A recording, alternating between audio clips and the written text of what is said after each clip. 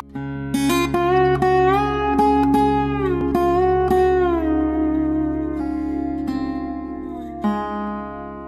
obviously we are a very small game reserve in comparison to you know, the bigger Kruger or the bigger Tibabatis or anything like that. So we don't really necessarily see a change in the seasons as far as the migrations and stuff, but certainly the zebra and the wildebeest would move to various areas of the park during the winter and other areas during the summer. So we do see a little bit of a change.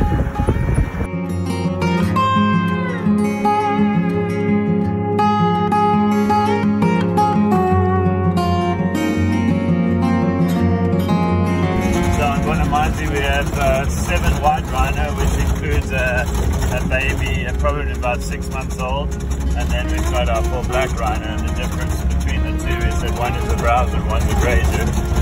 One is bigger, one's smaller, one is more aggressive than the other. So the black rhino are sort of renowned for being aggressive, and they'll charge vehicles or charge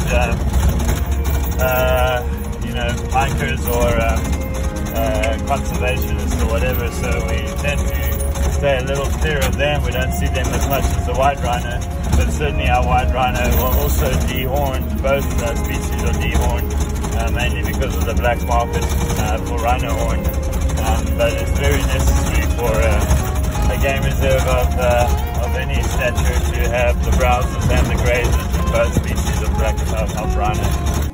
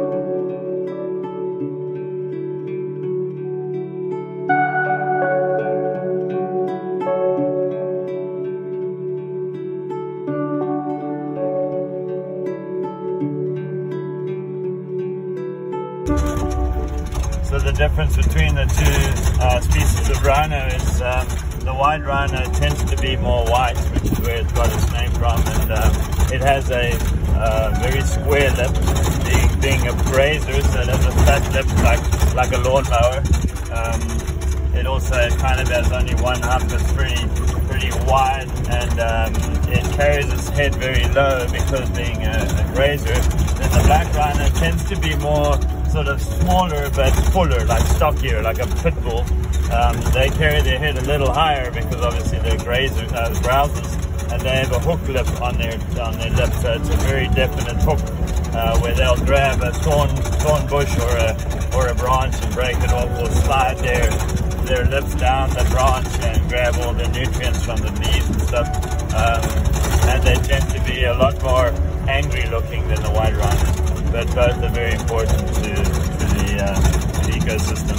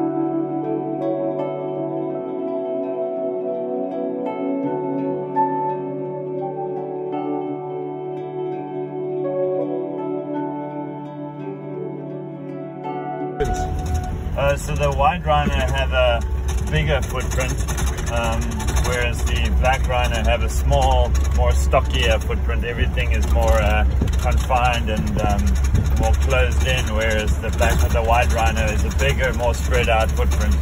And again, with our black rhino, we before we released them, they were a transmitter was placed on the horn, so each of our black rhino is trackable, but we also cut in some grooves in the toe so that when we see the tracks on the ground, we can identify which of the black rhino are in that particular territory.